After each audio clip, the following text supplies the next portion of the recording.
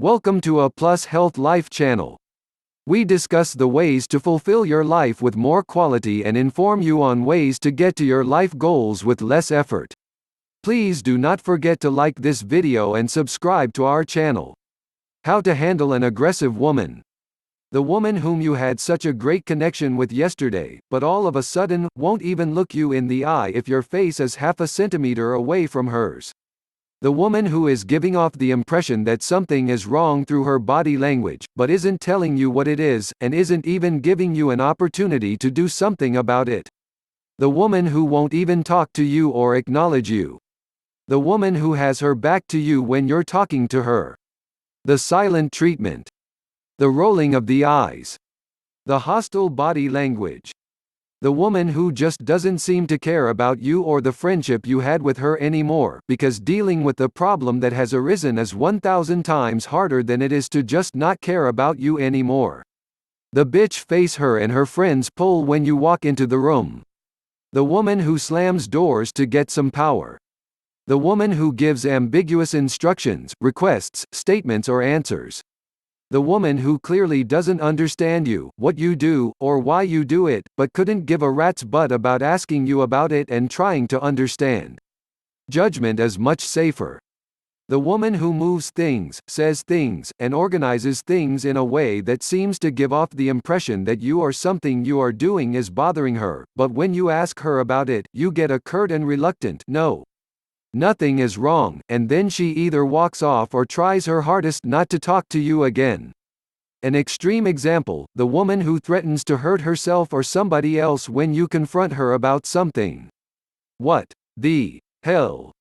Seems to be the only possible answer when you're faced with a situation like this, since you feel so trapped and dishonored as a person. It's much easier to make you wrong.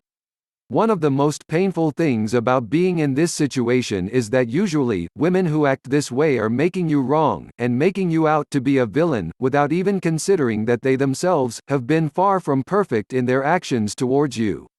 Even if they do acknowledge they could have been better in their actions, they nonetheless repetitively act from a place that makes you bad and them perfect.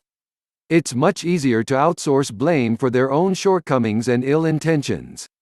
Often, they could just not like what you wear, which is just an surface justification for their own insecurities. Perhaps they don't like that you don't value the same things that they do in life, i.e., maybe they like bitching a lot of the time and you don't. Perhaps their guy friends go on about how gorgeous you are when you're not around and it makes them feel bad.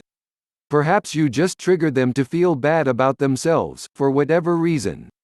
Usually, these women tend to surround themselves with women who are equally insecure and ill-meaning, and so the influence of their friends make it much harder for you to get through or solve a problem with them.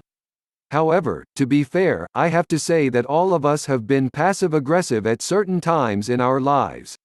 It's just that some women act from that state continuously and out of habit, out of ease and out of fear.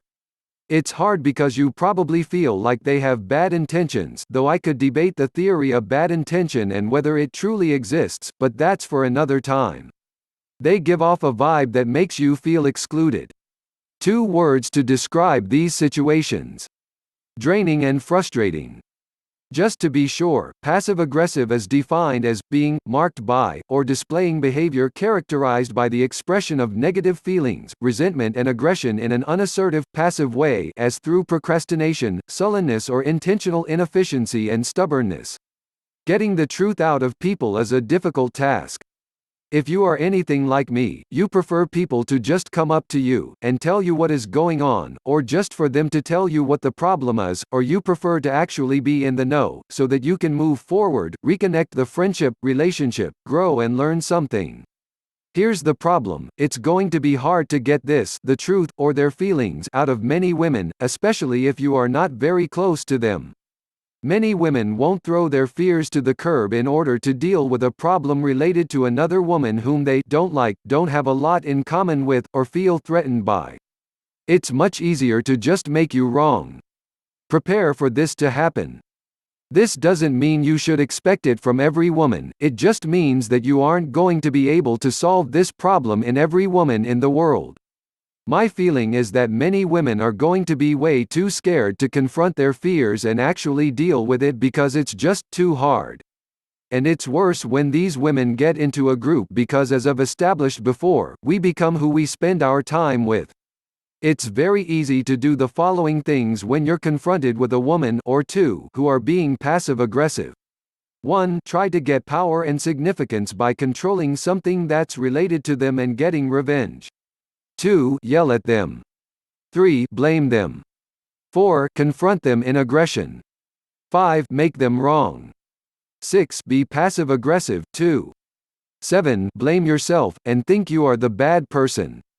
8. Get all hoity-toity. The solution. Here are the steps to take. 1. Understanding. Ask yourself what is missing in their life for them to continually act passive-aggressive towards you. Usually, they want to feel important and certain about themselves. And usually, they don't feel particularly important or certain about their worth. And sometimes, they're just plain scared. Once you have understanding, you can act from a place of compassion, and actually do something about the situation, rather than just letting it rot. Even if it doesn't work out, you become a better woman through your efforts. 2. Give them what they need, not what they want. They may say they need such, and it's easy for you to just take what they say literally and withdraw and then do nothing about it, which could lead to passive-aggressive behavior on your part, too. However, what they really need is to feel important, significant, and to have their identity reaffirmed. Hard to do, I know. Sometimes they just need to be appreciated for what they do or what they have already contributed, to know that you care, and to be made to feel safe around you. 3. Do not make them wrong.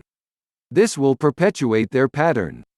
So, focus more on your feelings and the situation than blaming them. But here's the bottom line: what you decide to do is nowhere near as important as the meaning you choose to place on the events and the person you become as a result of the events. You always must take the high road. There is absolutely no benefit in hiding from problems, or from confrontations, like they are. So when do you drop out, give up, and stop trying to influence them? This is entirely up to you. How long you decide to put yourself into being the leader and initiating a better relationship between you and them is your personal choice. A story of a housemate. I want to leave you with one of many examples in my life where I had to deal with this. I once had a female housemate who I had moved in with. I didn't know her prior to moving in. We interviewed each other, and she was in a hurry to get a housemate in, and I was also in a hurry to find a suitable place. Before I moved in, it was clear that we were opposites. However, we seemed to manage to get along well enough to make the decision to be housemates. At the beginning, we had great conversations and some talks about very personal things. However, over time, we began to not talk to each other very much, and we were both busy, so we also didn't see each other much, despite living in the same house. Things were fine for the first 3 weeks. And then I attended a birthday gathering of hers. There were, of course, other women at the gathering. I didn't get the best vibe from some of them. And it seemed, to me, that after that day, my housemate was suddenly more cold to me. Things went downhill from there. We both did continue, at times, to make an effort to talk to each other, but when I am in my own home, I tend to be quite reserved and quiet. It became more of a business relationship over time, and our differences were clear. I have extremely high standards for myself when it comes to health, fitness, and cleanliness. She wouldn't always clean up properly after herself, spent most of her spare time watching television and making excuses as to why she couldn't go for a run or do the cleaning or get off the couch. At night time, she would have long and loud phone conversations, complaining about how terrible the quality of men is, that there are no good men, and just generally having a complaint session about other people and calling them names. She would often be really depressed and not even look at me to say hi, and then when she was in a great mood, she would then talk to me. When she was depressed, I would pick up on her mood and just want to get out of her way. Please do not forget to like this video and subscribe to our channel.